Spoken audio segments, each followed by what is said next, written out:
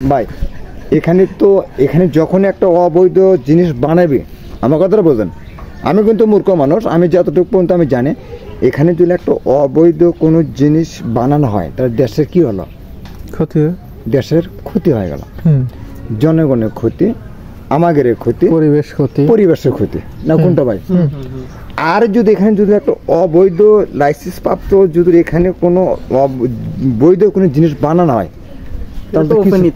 তাহলে ওপেনে চলবে, গোপন থাকবে না। গোপন রাখবে কি? গোপন রাখবে না। তা আমার লাইসেন্স নাই, আমার কোনো ডকুমেন্ট নাই, আমি যদি এখানে যদি কোম্পানি চালাই তাহলে তো এটা আমার অবৈধ হলো।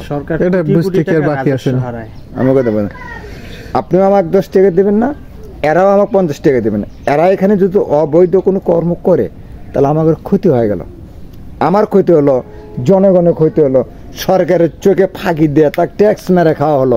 এটাই তো না, কোনটা না? রাইট।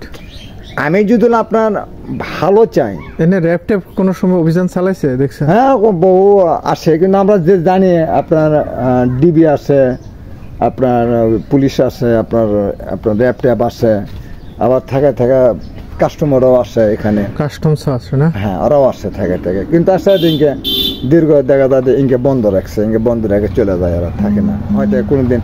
ভাই এ কি খবর? আসি ভাই। অনেক সময় খোলে, আবার দেখো অনেক সময় দেখা বন্ধ রাখে। তাহলে কি হয়?